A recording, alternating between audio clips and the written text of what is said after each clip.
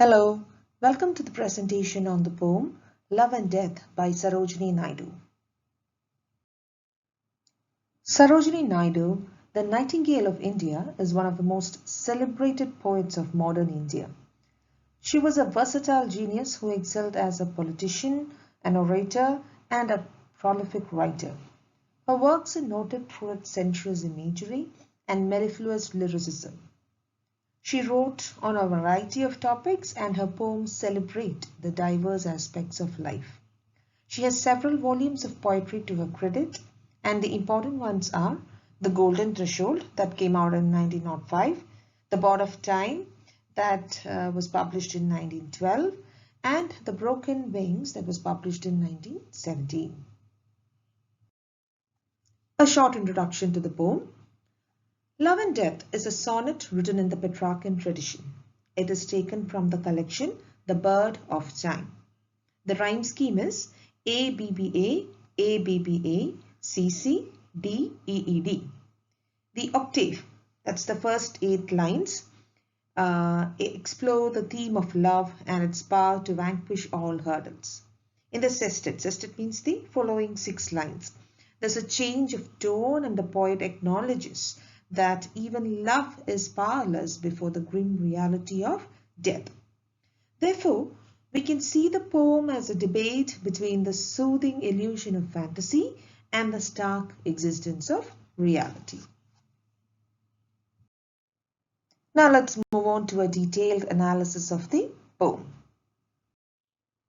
The poet begins by saying, I dreamed my love had set thy spirit free, enfranchised thee from fate's overmastering power.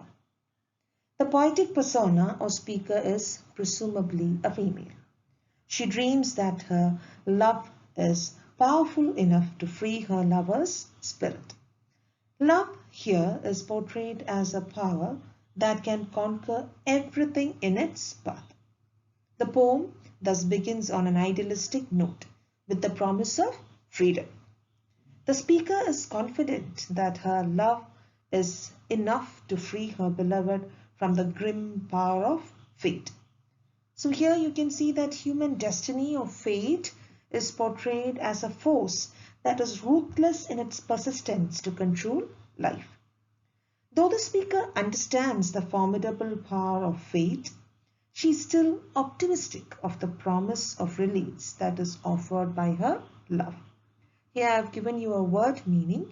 Enfranchised in this context means to free. So freed thee is you from fate's overmastering power.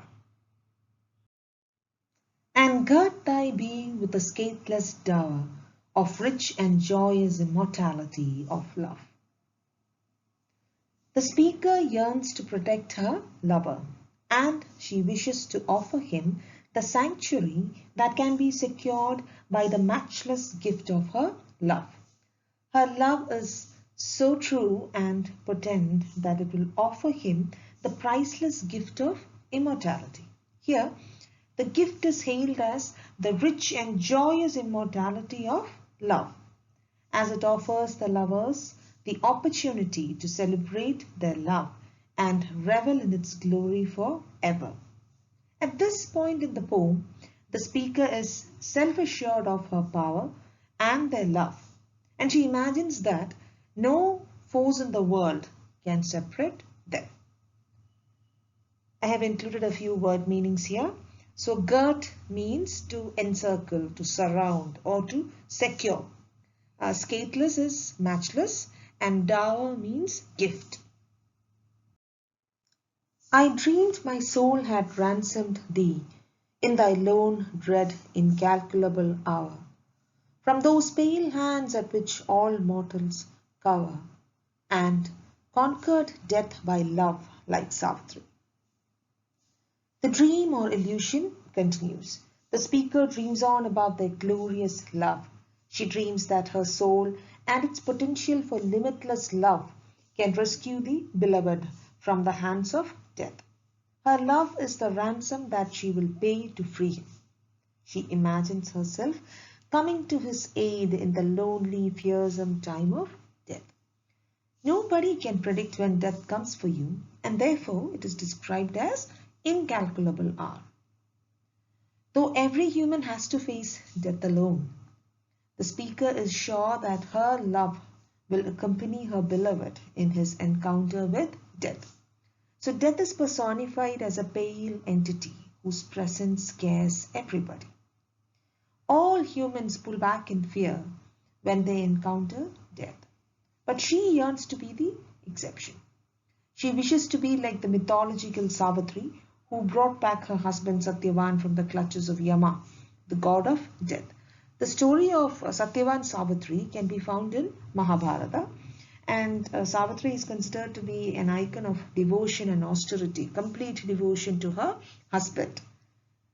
At this point, the speaker is at the height of idealization and she identifies with Savitri. Using love as her religion, the speaker wishes to liberate her beloved's soul. Now we move on to the sestet. Earlier in the octave, the first 8 lines, we had seen how the poet idealized the notion of love, how love is projected as a force that can conquer, that can capture everything in its path. Now we take the sestet.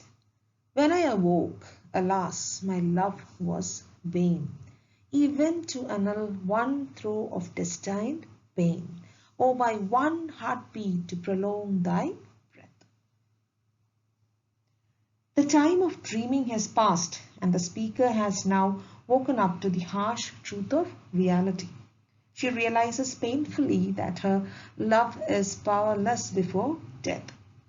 Her love, which she thought was strong and all-conquering, is so powerless before death that it couldn't even cancel the intense pain accompanying death. The pain associated with death is deemed as destined, and the speaker slowly comes to the realization that death is also an unavoidable aspect of life. Her love cannot defy the pain or presence of death. She realizes the worthlessness of her endeavor when she finds herself unable to prolong the beloved's life by even a heartbeat. She couldn't even give him an extra heartbeat, the time for an extra heartbeat. The moment of idealization has passed, and the speaker understands her helplessness.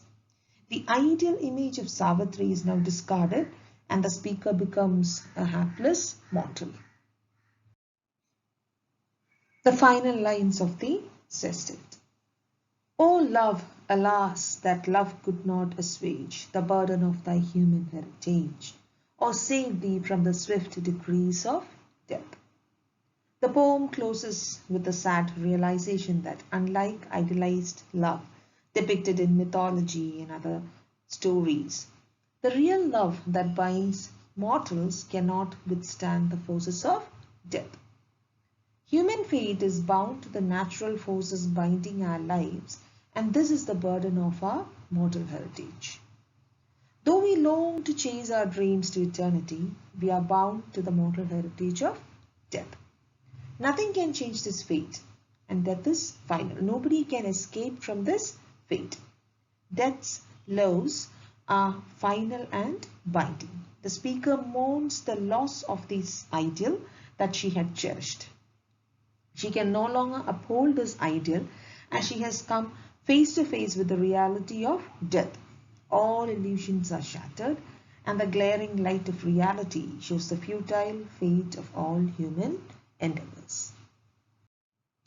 That's all for now. Hope all of you understood the poem. Thank you.